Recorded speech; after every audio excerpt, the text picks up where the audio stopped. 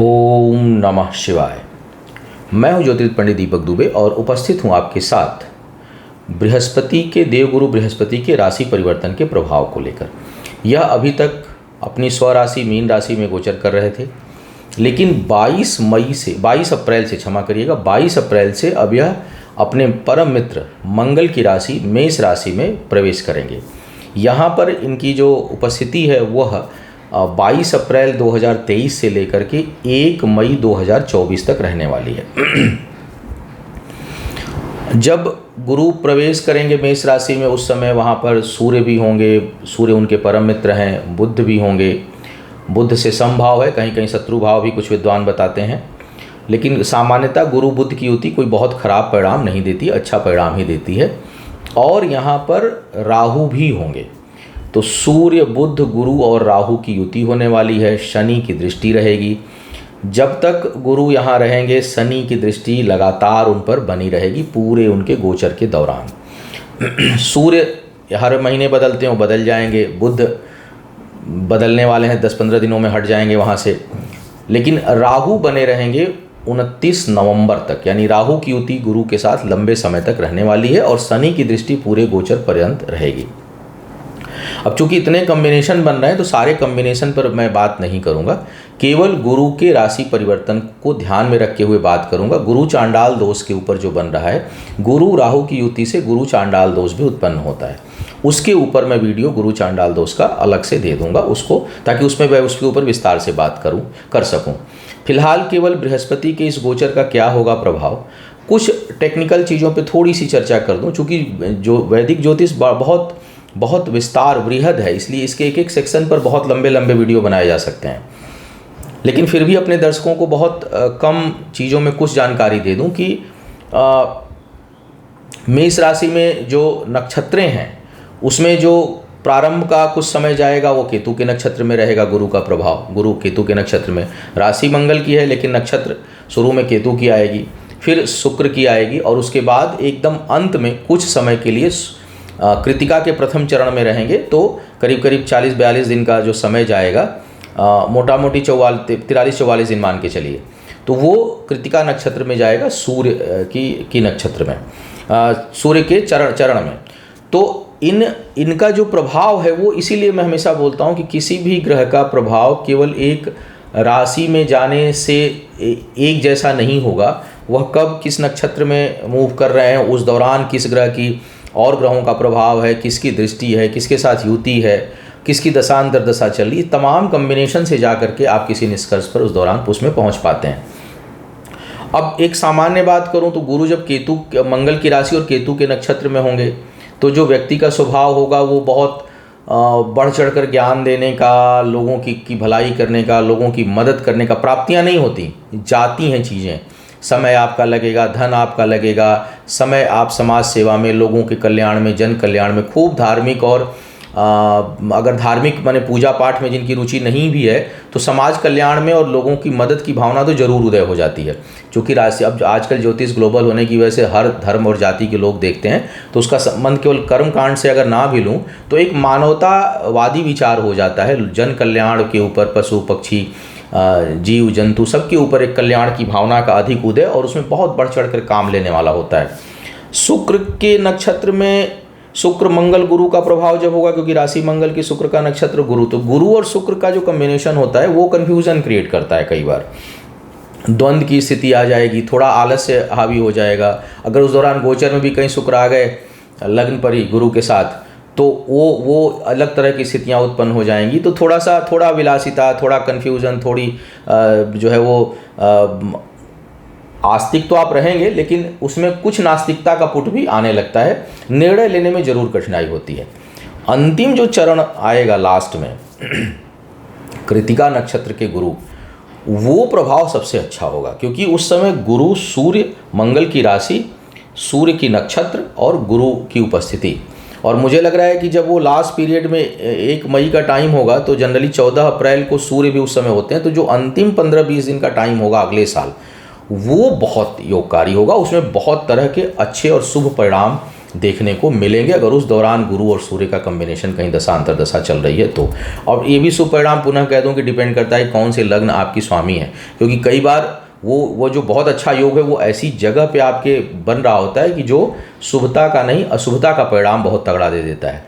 लेकिन अधिकांश लोगों के लिए जो है वो काफ़ी बढ़िया प्रभाव देगा जब गुरु कृतिका नक्षत्र में होंगे, सूर्य के नक्षत्र में। तो मेष राशि में एक जैसा प्रभाव दें ऐसा संभव नहीं। अच्छा, जब केतु के नक्षत्र में होंगे तो राहु के साथ भी हैं, तो एक जो गुरु चांडाल का जो प्रभाव होगा वो भी बनेगा।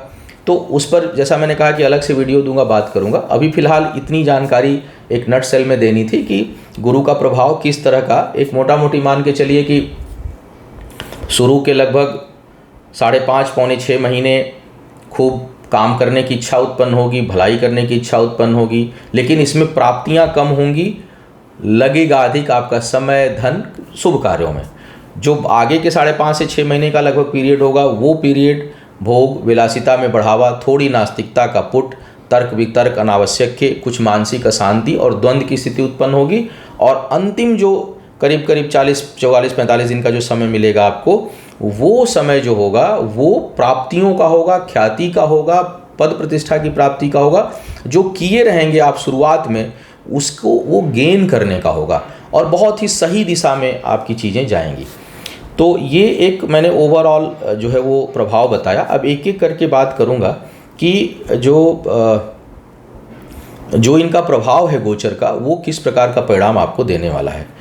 जो नए दर्शक हैं उनके लिए बता दूं कि जो मेरा यह राशि फल है वह लग्न राशि पर आधारित है। चंद्र राशि, नामाक्षर या सूर्य राशि को आधार ना माने, लग्न राशि को माने।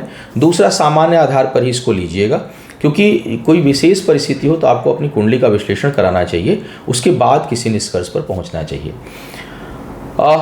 गुरु मेष राशि में आ रहे हैं, किस प्रकार का प्रभाव हर लग्न राशि वालों के लिए होगा उस पर अब विस्तार से चर्चा करते हैं एक एक लग्न के हिसाब से। सबसे पहले मेष वालों की बात किया जाए। मेष वालों के लिए भाग्य स्थान के स्वामी और द्वादश के स्वामी हैं। लग्न में आएंगे, दृष्टि जाएगी सप्तम पर, पंचम भाव पर और नवम भाव पर। लग्न में गुरु का होना, वो भी भाग्येश गुरु का होना, बहुत से दोषों का समन करता है। पुनः यहाँ कहूँगा कि राहु की युति का वीडियो अलग से दूंगा, तो सिर्फ अभी गुरु को ध्यान में रख के बात आपसे कर रहा हूँ। बहुत से दोषों का समन करता है। आपके लिए गुरु का यहाँ पर आना बेहद शुभ परिणाम देने वाला होगा, विशेष करके व्यक्तित्व के मामले में। व्यक्तित्व बहुत आकार लेगा, शिक्षा प्रतियोगिता में सफलता प्राप्त होगी, भाग्य का साथ मिलेगा, रुके हुए कामों में वृद्धि होगी, संतान प्राप्ति का प्रबल योग बनेगा जो लोग संतान प्राप्ति के इच्छुक हैं। पुनः कहूँगा गुरु को, क्योंकि शनि की भी दृष्टि पंचम पर रहेगी, तो इस कारण उसमें सफलता असफलता कितनी आएगी अब ये निर्भर करेगा कि दशा अंतर्दशा आपकी किसकी चल रही है। फिर भी अगर गुरु का प्रभाव हुआ तो संतान प्राप्ति की संभावना इस दौरान, जो लोग संतान के इच्छुक हैं, तैयारी कर रहे हैं, प्लानिंग कर रहे हैं, उनके लिए समय शुभ उत्पन्न होगा। शिक्षा प्रतियोगिता में विकास, व्यक्तित्व का विकास और भाग्य में उदय। अच्छा जो नहीं होगा वो जीवन साथी के संबंधों को लेकर के होगा। किसी न किसी कारण से जीवन साथी के साथ वैचारिक या परिस्थिति जन्य दूरी होने की प्रबल संभावना इस दौरान बनेगी। हालांकि जो लोग अविवाहित हैं उनके लिए विवाह का योग भी बनता है, लेकिन गुरु जो है वो यहाँ पर शत्रु दृष्टि जाने के कारण बहुत, और वैसे भी गुरु विवाह के कारक हैं, लेकिन विवाह अच्छा चले उसके बहुत कारक नहीं हैं, और शत्रु दृष्टि जाने के कारण कुछ न कुछ दूरी होने की संभावना बन जाती है। वृषभ वालों के लिए स्वाभाविक रूप से बृहस्पति शत्रुता का भाव रखते हैं, मार्केस भी हो जाते हैं सहायक मार्केस की भूमिका में, और आपके लिए अष्टम और एकादश भाव के स्वामी हैं। इनका जो गोचर हो रहा है वो द्वादश भाव में हो रहा है। आय में स्थान परिवर्तन से वृद्धि का योग बनेगा, स्थान परिवर्तन का प्रबल योग बनेगा। जहाँ पर भी हैं वहाँ से दूर जाने पर आय में वृद्धि होने की अच्छी संभावना बनेगी। स्वास्थ्य को, सेहत को लेकर के सावधान रहें। जमीन जायदाद में आपका धन खर्च होगा। जो लोग लेना चाहते हों उनके लिए गुरु के कारण जमीन जायदाद खरीदने का एक शुभ अवसर प्राप्त इस दौरान होगा, या उसके ऊपर धन आप खर्च करेंगे। असेट बनाने में धन खर्च होने की संभावना बनेगी। हालांकि अभी वहाँ शिफ्ट होना, रहना बहुत संभव नहीं होगा, लेकिन निवेश आप कर सकते हैं। सेहत का ध्यान रखिए, शत्रुता बढ़ सकती है या शत्रुओं के ऊपर, स्वास्थ्य के ऊपर आपका धन खर्च हो, ऐसी संभावना बन रही है। तो यहाँ पर गुरु थोड़ा आय के लिए स्थान परिवर्तन के साथ और बाकी मामलों में शुभ अशुभ दोनों तरह का परिणाम वृषभ वालों को देने वाले हैं। अब बात करते हैं मिथुन वालों के लिए। मिथुन वालों के लिए गुरु का जो यह गोचर है, यह दसम भाव के आपके कारक हैं, सप्तम के कारक हैं, आ रहे हैं एकादश भाव में। निश्चय ही कार्य व्यापार में वृद्धि का योग बनेगा। आय के स्रोत एक से अधिक उत्पन्न होंगे। व्यापार के क्षेत्र में है, उसमें भी वृद्धि की संभावना होगी। आपकी चीज़ें बढ़ेंगी, उसमें वृद्धि होगी और आपके पद प्रतिष्ठा में वृद्धि के कारण आय में वृद्धि होगी। तो बहुत से लोगों के लिए प्रमोशन के साथ इनकम में इंक्रीमेंट की संभावना यह गुरु के कारण बनेगा। पुनः कहूँगा, केवल गुरु की बात कर रहा हूँ, बाकी बहुत से ग्रह हैं, बहुत सी दशांतर दशाएँ आपकी होती हैं, उन ग्रहों के साथ अभी नहीं बात कर रहा हूँ। सिर्फ गुरु का अगर इस समय आपके ऊपर बेहद प्रभाव है, उनकी दशा अंतर प्रत्यंतर सब उन्हीं की चले, टोटल गवर्निंग कंडीशन में अगर गुरु हैं तो आपके पद प्रतिष्ठा में वृद्धि के साथ आय में वृद्धि की प्रबल संभावना इस दौरान बनेगी। व्यापारी वर्ग के भी आय में वृद्धि की अच्छी संभावना है। निर्णय शक्ति अच्छी होगी और उस कारण बेहतर निर्णय से आपकी चीज़ों में वृद्धि का अच्छा योग बनेगा। इस दौरान प्रेम संबंध भी पनप सकते हैं। जो लोग विवाह के योग्य हैं उनके लिए काफ़ी अच्छा अवसर विवाह के दृष्टिकोण से बन रहा है। इसके साथ साथ करीबी लोगों से मित्रता संबंध अच्छे होंगे, मधुर होंगे, लेकिन उनके ऊपर आपकी एनर्जी अधिक लगने की संभावना बनेगी। कर्क वालों के लिए गुरु भाग्येश हो जाते हैं, भाग्य और छठे भाव के स्वामी हैं। इनकी जो दृष्टि जाएगी वो आपके सेकेंड हाउस में, सप्तम भाव पर और छठे भाव पर जाएगी। भाग्येश का दसम भाव में जाना बहुत अच्छा राजयोग माना जाता है। अगर आप जो है वो किसी चीज़ के लिए प्रयास कर रहे थे और बार बार शतक पूरा नहीं हो रहा था, 99 पे अटक रहे थे, वो अब पूरा हो जाएगा, यानी अब आप बाउंड्री पार कर जाएंगे। तो जो भी आप प्रयास कर रहे थे, एकदम करीब जा के जो रुक रहे थे, वो चीज़ खत्म हो करके अब आप उसको पार कर जाएंगे।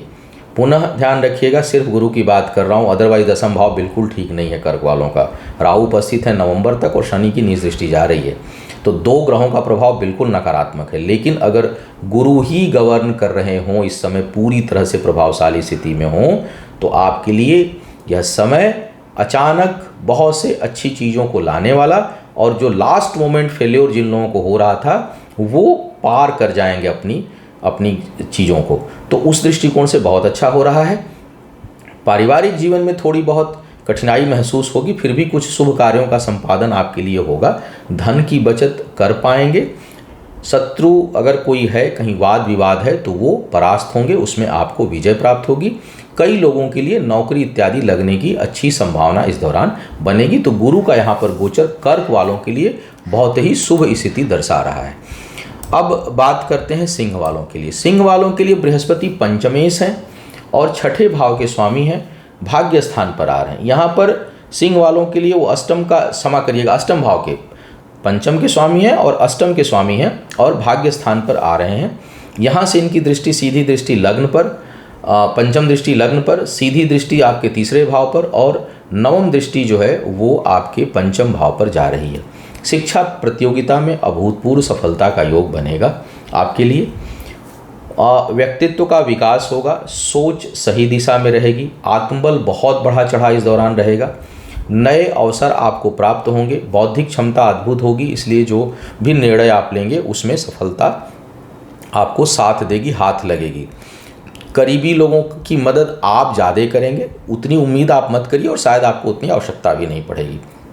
तो दूसरों के लिए आप ईश्वर का स्वरूप होंगे, बहुत अच्छी मदद, जहाँ भी आप खड़े हो जाएंगे वहाँ ढाल की तरह आप खड़े होंगे और लोगों के लिए कोई भी अगर कोई आपके करीबी है, कोई आपका नज़दीकी है, कोई आपसे हेल्प मांगता है, तो उसके लिए आप बिल्कुल वट वृक्ष की तरह खड़ा होकर के उसकी आप रक्षा करेंगे। आपको ईश्वर ने चाहा तो कम से कम इस मामले में उतनी आवश्यकता पड़ेगी नहीं, पड़ती है तो उतनी मिलेगी भी नहीं। तो आप अपने लिए मत सोचिएगा, लेकिन कल्याण आपके हाथों से होगा। भाग्य का पक्ष काफ़ी अच्छा दिखाई दे रहा है, जैसा मैंने कहा। और संतान प्राप्ति के लिए बेहद शुभ समय है, क्योंकि पंचम भाव पर किसी और खराब ग्रह की दृष्टि भी नहीं है, तो इस कारण संतान प्राप्ति के लिए बहुत अच्छा योग आपके लिए, सिंह वालों के लिए बन रहा है। कन्या वालों के लिए बृहस्पति चतुर्थ भाव और सप्तम भाव के स्वामी हैं, यहाँ से यह अष्टम भाव में गोचर कर रहे हैं। दृष्टि इनकी पंचम दृष्टि द्वादश भाव में, सप्तम सीधी दृष्टि दूसरे भाव में और नवम दृष्टि चतुर्थ भाव में स्वराशि धनु पर जाएगी। जमीन जायदाद के दृष्टिकोण से शुभता रहेगी, आपको शुभ समाचार प्राप्त होंगे। यदि आप जमीन जायदाद भूमि भवन कुछ खरीदना चाह रहे हैं, विशेष करके निवेश करना चाह रहे हैं, उसके लिए अच्छा समय। जो लोग बाग बगीचा फार्मिंग करना चाह रहे हैं, कहीं कुछ खेतीबाड़ी संबंधित काम है, विशेष करके फूल और फलों का अगर बाग बगीचा का बिजनेस है, लगाना चाहते हैं, उसमें हाथ डालना चाहते हैं, उस दृष्टिकोण से यह समय काफ़ी उपयोगी साबित होगा आपके लिए। व्यापारी वर्ग को लाभ होगा। धन के बचत के लिए तो कोई बहुत अच्छा समय नहीं है, लेकिन फिर भी कुछ न कुछ लाभ की स्थिति आपके लिए बनेगी। कुछ लोगों को अप्रत्याशित धन लाभ हो सकता है बृहस्पति के इस प्रभाव से। धन खर्च भी खूब होगा। यात्राएं जो हैं वो सुखद होंगी, शुभ कार्य से संबंधित आपकी यात्राएं होंगी। घूमने फिरने का अवसर आपको प्राप्त होगा। बस सेहत का ध्यान रखिएगा, विशेष करके पेट से संबंधित किसी को समस्या। अब पेट में बहुत से अंग होते हैं, मैं उतना कोई मेडिकल का एक्सपर्ट नहीं हूँ, मोटा मोटी मान के चलिए कि पेट का हिस्सा प्रभावित होगा। तो जिन लोगों को भी पेट से संबंधित किसी प्रकार की समस्या है वो थोड़ी सावधानी रखें, क्योंकि स्वास्थ्य को लेकर के यह गुरु का गोचर बहुत अच्छा नहीं है, बाकी मामलों में काफ़ी बेहतर परिणाम देगा। तुला वालों के लिए बृहस्पति जो है वो यहाँ भी सहायक मार्केश की भूमिका में हो जाते हैं और आपके छठे भाव के स्वामी हैं और तीसरे भाव के स्वामी हैं, सप्तम में गोचर कर रहे हैं। वैवाहिक जीवन के लिए बिल्कुल ठीक समय नहीं है। तो जो लोग भी विवाह के योग्य हैं, एक तो इस दौरान विवाह करने से बचें, क्योंकि एक तो अभी राहु भी हैं और गुरु छठे भाव के स्वामी आकर के सप्तम में बैठ गए। तो यह इस दौरान अगर विवाह होता है, अगर हाँ, हालांकि अस्थाई कुंडली में भी, अस्थाई कुंडली आपकी बहुत अच्छी है तब तो कोई दिक्कत नहीं है, फिर भी यह कुछ न कुछ नकारात्मक स्थिति उत्पन्न करेंगे। और अस्थाई कुंडली में जिनके भी विवाह भंग दोष बना हुआ है, उनके लिए तो यह गुरु का गोचर बेहद नकारात्मक परिणाम देगा। इसमें धन हानि की संभावना, शत्रुता, बहुत अधिक वाद विवाद और अंततोगत्वा विवाह के टूट जाने की संभावना बनेगी। पुनः कहूँगा, गोचर के प्रभाव के अलावा आपकी परमानेंट कुंडली कैसी है, अगर विवाह हो चुका है तो मैचिंग कैसी है, इस पर निर्भर करता है। अगर वो ठीक है तो इस गोचर के दौरान थोड़े बहुत उतार चढ़ाव आएंगे, कोई बहुत बड़ा प्रभाव नहीं पड़ेगा, कुछ उतार चढ़ाव की संभावना बन जाएगी। लेकिन अगर परमानेंट कुंडली खराब है तो यह गोचर बेहद हानिकारक परिणाम देगा। और परमानेंट कुंडली भी खराब है और इस दौरान अगर विवाह का योग बन रहा है तो मेरी समझ से करना उचित नहीं होगा, क्योंकि यह जो है वह काफ़ी नकारात्मक प्रभाव इस दौरान दे देगा। तो सावधान रहने की आवश्यकता है। बौद्धिक क्षमता में भी थोड़ी दिक्कत आएगी, मतिभ्रम रहेगा, क्योंकि सीधी सप्तम दृष्टि इनकी आपके लग्न पर जाएगी, तुला राशि के ऊपर। गुरु अच्छे नहीं है, कोई भी सोच, कोई भी बड़ा निर्णय आपको अंत में जाकर के हानि उत्पन्न आपके लिए करा देगा। तो इससे आपको सावधान रहना है। दूसरों की मदद में आपका समय और धन खर्च होगा। इनके कारण आय में बहुत अधिक नकारात्मक प्रभाव नहीं पड़ेगा, इनकम कुछ न कुछ किसी न किसी प्रकार से बनी रहेगी। कर्ज इत्यादि जो लोग लेने का प्रयास कर रहे हैं उनके लिए कर्ज सहजता से उपलब्ध हो जाएगा। पुनः कहूँगा, कई बार ऐसे कंसल्टेंसी के दौरान भी लोग बात करते हैं, कर्ज कितना लेना चाहिए उसके लिए ज्योतिष ना देखें। आप अपनी कैपेसिटी, अपनी स्थिति को देख करके ही कि चुका पाने की स्थिति, अच्छा बुरा समय आए तो उसको कर पाएंगे कि नहीं, इसको ध्यान में रखते हुए आपको कर्ज लेना चाहिए। हालांकि जो लोग प्रयास कर रहे हैं, लंबे समय से किसी कारण से नहीं प्राप्त हो रहा है, उसको प्राप्त होने की संभावना इस दौरान बनेगी। वृश्चिक वालों की बात कर लिया जाए। वृश्चिक वालों के लिए गुरु ऐसे तो बहुत योगकारी प्लैनेट हैं, क्योंकि पंचमेश हैं। तो अगर किसी भी कुंडली के लिए पंचम के स्वामी हैं, दशम के स्वामी हैं, केंद्र के कहीं के स्वामी, हालांकि केंद्राधिपति दोष भी मानते हैं बहुत लोग, लेकिन मेरा जो अनुभव है उसमें वो कई जगह दृष्टि बोध से होता है नुकसान, तो वो किसी भी जगह से हो सकता है। लेकिन अगर नवम पंचम के स्वामी हैं या लग्न के स्वामी हैं गुरु, तो सामान्यतः बहुत अच्छा परिणाम देते हैं। हालांकि कोई भी ग्रह कितना भी अच्छा हो, उसके कुछ परिणाम किसी न किसी जीवन के क्षेत्र में बुरे आते ही हैं। यहाँ पर वृश्चिक वालों के लिए योगकारी हैं, क्योंकि मंगल के परम मित्र हैं, पंचमेश हैं और दूसरे भाव के स्वामी हैं। लेकिन जो गोचर हो रहा है वो छठे भाव में हो रहा है। छठे भाव में गुरु का गोचर दीर्घ अवधि का रोग उत्पन्न कर सकता है। कोई जानलेवा नहीं होता, लेकिन बहुत लंबे समय तक खिंच जाता है। इस दौरान अगर कहीं कर्ज इत्यादि लेते हैं वो भी लंबे समय तक खिंच जाएगा। तो रोग से सावधान रहिएगा और कर्ज से सावधान रहिएगा। शिक्षा प्रतियोगिता में सफलता प्राप्त होगी, संतान प्राप्त होने का भी योग बनता है और बौद्धिक क्षमता अच्छी रहेगी, निर्णय बेहतर लेंगे। बचत अब चूंकि दूसरे भाव के स्वामी होकर के छठे में है, तो कायदे से देखूं तो ये तो समय ठीक नहीं है। कर्ज अगर आप ले लेंगे चुका नहीं पाएंगे और दूसरे को कर्ज देंगे तो मिलेगा भी नहीं। लेकिन यहाँ से उनकी दृष्टि, दूसरे भाव के स्वामी की दृष्टि दूसरे भाव पर जा भी रही है, तो इस कारण बचत भी करने में आप समर्थ होंगे। बस धन किसको देना है और कितना देना है ये जरूर सोच समझ कर लीजिएगा, नहीं तो जल्दी वापस आपको प्राप्त होगा नहीं। तो गुरु का, और इसके साथ साथ जो लोग नौकरी की तलाश में हैं उनके लिए नौकरी मिलने की अच्छी संभावना गुरु के कारण होगी। तो कर्ज देना नहीं है, कर्ज लेना नहीं है, रोग से बेहद सावधान रहना है, बाकी भगवान गुरु की कृपा आपके ऊपर रहेगी। धनु वालों की बात करूं तो लग्नेश है, पहले भी जो गोचर था चतुर्थ भाव में बहुत ही शुभ था, पंचम में जो गोचर हो रहा है यह भी बेहद शुभ है और यहाँ से इनकी दृष्टि लग्नेश का पंचम में होना एक बहुत अच्छा योग उत्पन्न करता है, बहुत ही बढ़िया शुभ माना जाता है। यहाँ से इनकी दृष्टि, पंचम दृष्टि आपके भाग्य स्थान पर, शुभ परम मित्र सूर्य की राशि पर, शत्रु दृष्टि आय स्थान पर सप्तम सीधी, और नवम दृष्टि आपके लग्न पर। तो भाग्य में वृद्धि तो होनी है। इस दौरान संतान के कारण भी मन प्रसन्न होगा और संतान के कारण कोई शुभ समाचार भी प्राप्त होगा। बहुत से लोगों के लिए संतान कुछ ऐसा करेगी जिससे आपकी ख्याति प्रसिद्धि बढ़े। कई बार होता है ना, संतान ऐसा कुछ करके कि आपका नाम भी रोशन होगा, तो उस तरह की स्थिति यह उत्पन्न होगा। स्वयं के शिक्षा प्रतियोगिता के दृष्टिकोण से भी बहुत अच्छा समय रहेगा। जो लोग संतान प्राप्ति के इच्छुक हैं वो इस दौरान प्रयास कर सकते हैं। हालांकि अब चूँकि बोल नहीं रहा हूँ राहु वगैरह की को लेकर के, लेकिन राहु की उपस्थिति और शनि की दृष्टि यह बेहद घातक भी है संतान प्राप्ति के लिए, गर्भस्थ महिलाओं के लिए बहुत घातक है ये, तो थोड़ा सावधान रखें। अगर गुरु का लेकिन अगर बहुत अधिक प्रभाव हुआ, दशा अंतर प्रत्यंतर में वही टकरा रहे हैं, तो थोड़ी बहुत समस्याओं के साथ, क्योंकि जो पाप ग्रह अपना प्रभाव देंगे, फिर भी सफलता मिलने के आसार आपके लिए होंगे। तर्क शक्ति अच्छी रहेगी, कोई आपको परास्त नहीं कर सकता इस दौरान, और बौद्धिक क्षमता भी अच्छी रहने वाली है। तो कुल मिलाकर के, और हाँ, आय में वृद्धि करेंगे, निर्णय जो है आपकी सही दिशा में जाएगी, क्योंकि इनकम जो है किसी न किसी प्रकार से आपकी बढ़ती हुई नजर आएगी।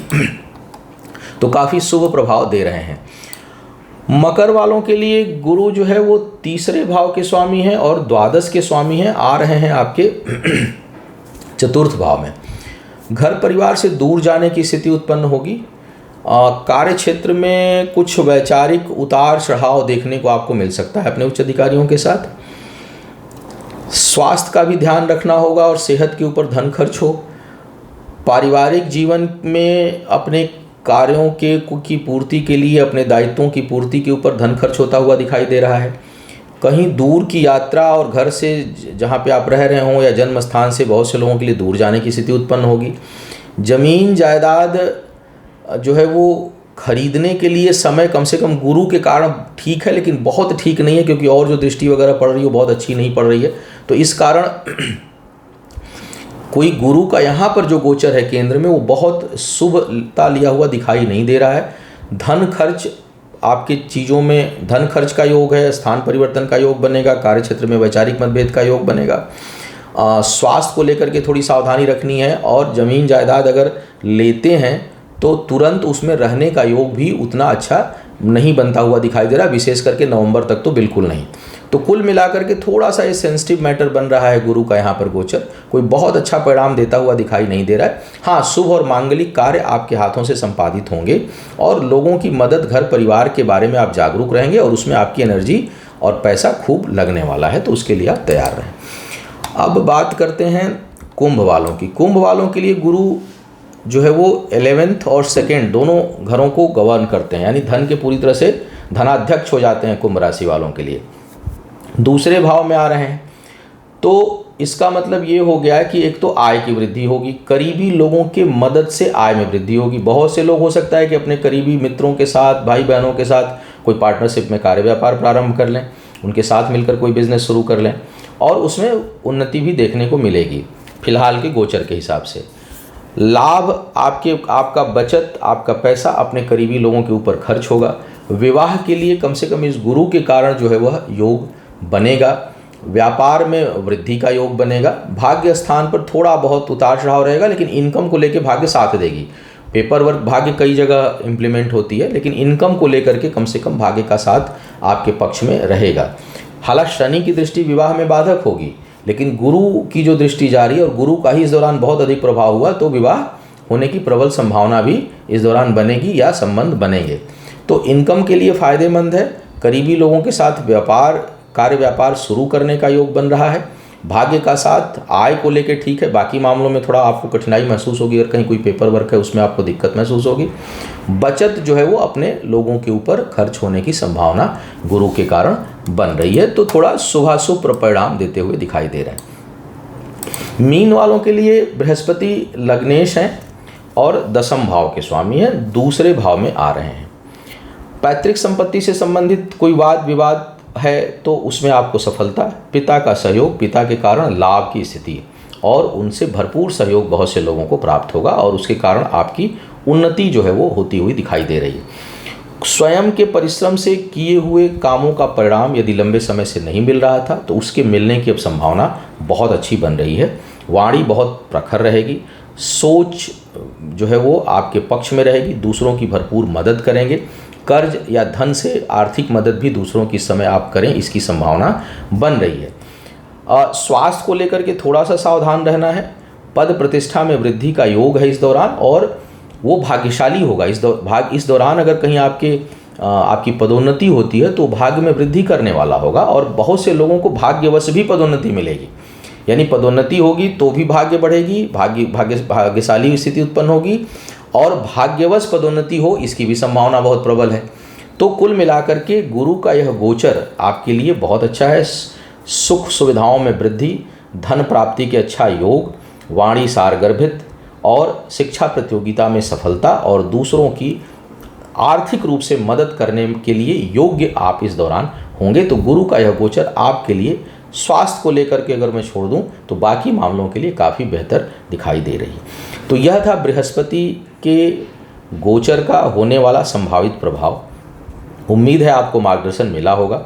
आपका आने वाला समय शुभ हो, आयु आरोग्य और ऐश्वर्य की वृद्धि हो। इन्हीं शुभकामनाओं के साथ आपसे विदा लूँगा। पुनः मुलाकात होगी किसी नए विषय पर, तब तक के लिए मुझे आज्ञा दीजिए।